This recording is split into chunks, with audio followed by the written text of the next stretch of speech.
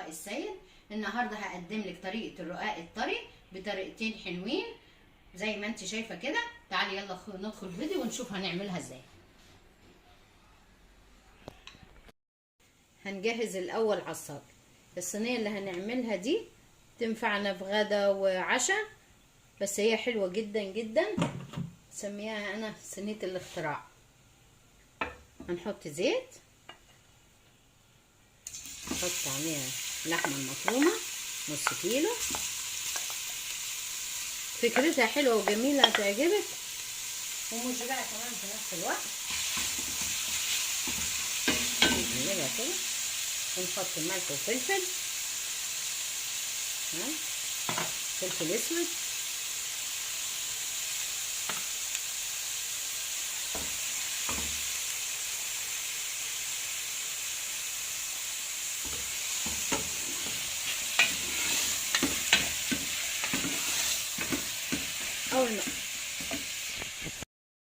اول ما تغير لون اللحمه كده هنحط عليها بصله كبيره مفرومه،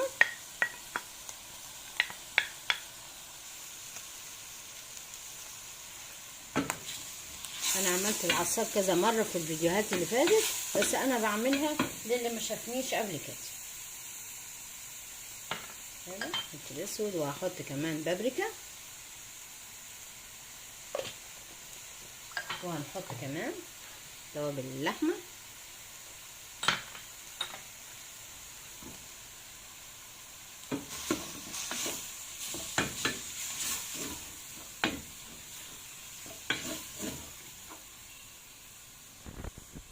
سوت اللحمه. اخر حاجه هحط لها فلفل اخضر، لو انت عندك فلفل الوان وعايزه تزودي النكهه حطي. انا النهارده ما عنديش فلفل الوان فاكتفيت بالاخضر بس. كده خلاص هنشيلها من على النار ونشوف نعمل ايه كمان. هنعمل لها صلصه، ان احنا هنعمل لها 2 صوص كده حلوين هنحط عليها. حط الزيت وهنحط معاها معلقه صلصه كده، معلقه صلصه مليانه،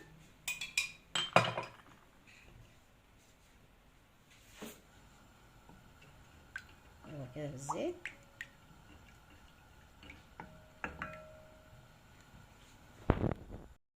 هنحط كمان كوبايتين عصير طماطم كده، هكون عصيرهم مجهزاهم انا كده. نقلبها،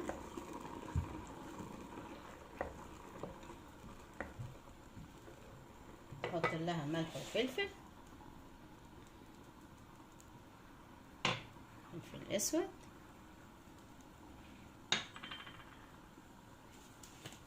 واحط كمان بابريكا، ونسيب الصلصه تستوي ونشوف هنعمل ايه كمان.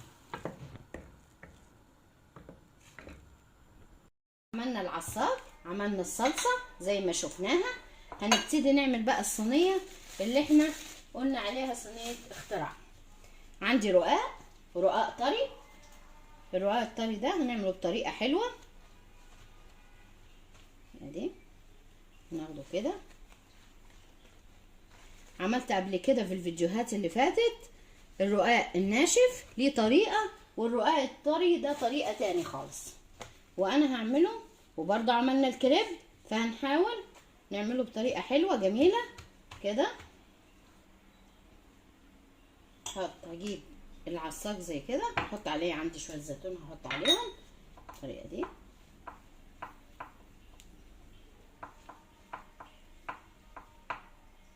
هحشيه كده ونلف. هنلف رول. الطريقه دي جميله قوي. هنحطه، هنكون دهنين طاجن زي كده وهنحطه في الصينيه. هلف رول تاني، حتى لو كان مقطوع زي كده مش هيجري حاجه، هيتدرى في اللف.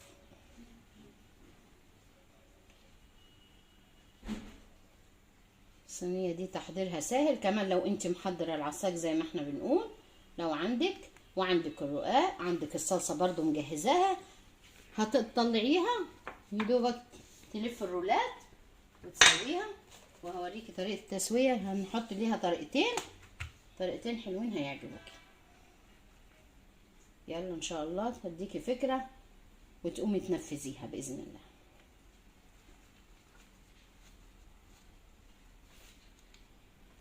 هنا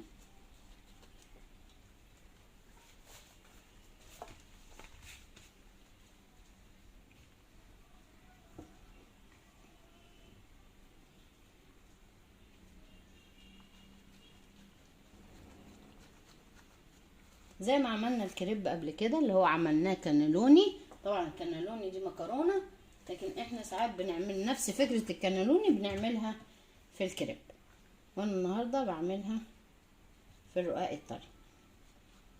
طعمه يختلف تماما عن الجلاش وعن الكريب وكله، ده طعم وده طعم.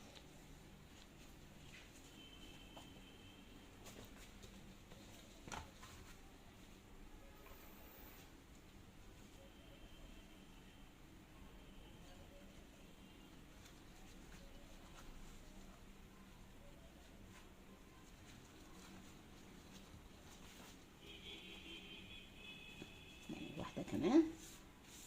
ننضف دايما حوالينا كده، منستناش لما نخلص اول باول.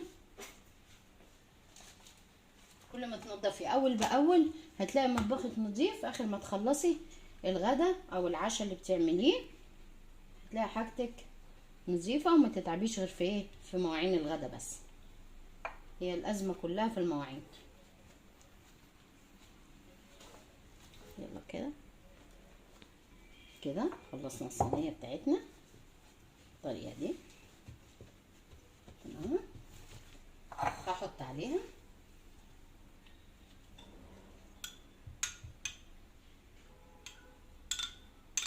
الصلصه اللي احنا جهزناها مع بعض.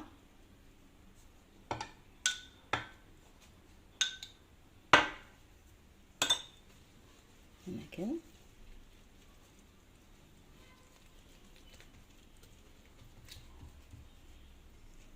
وهنعمل واحدة بطريقة تاني ونشوف مع بعض. خلصنا كده الصينية. هنحط كمان معلقة كده جبنة كاسات عليها. كمان هرش جبنة رومي، عايزة جبنة شيدر، عايزة جبنة موردزيلا، براحتك. انا حطيت الجبنة السايحة، حتى كمية بسيطة اهي كده. كله ده هيسيح كده. جبنة الكاسات هتديها برضو طعم غني وحلو. يلا نشوف كده هنعمل ايه كمان. هنعمل فكرة جديدة. نجيب طاجن برضو هندهنه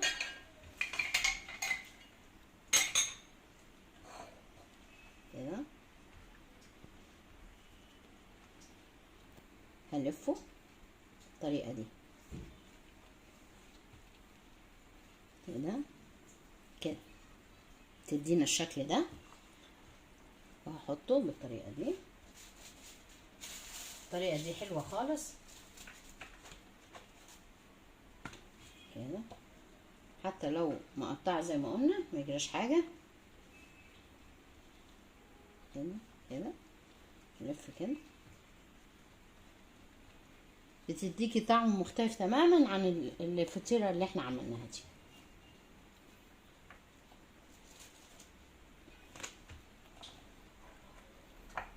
الوسط كده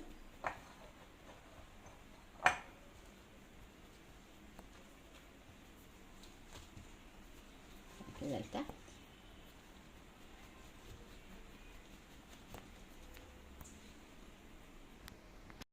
عندي بشاميل كنت حطاه في الفريزر، طلعته.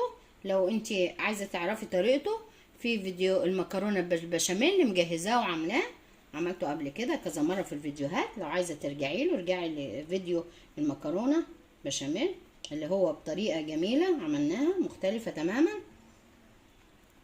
نحط البشاميل كده عليها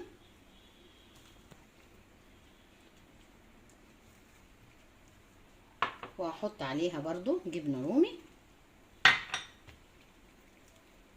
على كده كسرها، عايزه تبشريها مبشوره، عايزه تحطيها كده براحتك كده. وخلاص هنكون مسخنين الفرن على درجه حراره 200 دايما اي حاجه نحطها في الفرن لازم نكون مسخنين الفرن قبليها ب10 دقايق او 15 دقيقه، ونحطها وبعد كده نوطيه على 180 اول ما يحمر الوش، لان كل حاجه مستويه. اول ما يحمر الوش هنطلعها ونشوفها شكلها ايه. كده خرجنا الرقاق من الفرن، حمرناه، شكله خطير جدا، جميل جميل جميل. اللي عملناه بالبشاميل والجبنه الرومي، وادي اللي حطينا عليه الصلصه برده والجبنه من فوق. هنشوف واحد واحد. تعال نشوف اللي احنا عملناها بالبشاميل. طبعا الديكوريشن ده يرجع لك انتي، تجميل الطبق العين تاكل قبل البق، فحاولي جملي طبقك قبل ما تحطيه.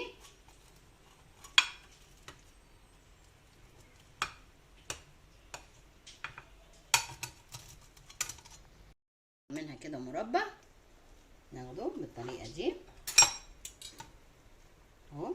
بس عشان الجبنه كمان كل ما يكون فيها الجبن اكتر بتبقى احلى واحلى، خطيره خطيره جدا. زي فكره الكانيلوني بس بالرقاق الطري، فكره جميله ولذيذه وطعمها احلى واحلى. وطبعا كميه الجبن ترجع لك انتي. عايزه تعمليها برضو بالفراخ ممكن، انا عملتها النهارده باللحمه. ان شاء الله يعجبكم الفيديو واكون عطيتك فكره جديده. وان عجبك الفيديو اعملي لي لايك وشير واشتراك في القناه وشيريه لكل احبابك واصحابك، وما تنسينيش في اللايك. والى اللقاء في فيديو قادم ان شاء الله.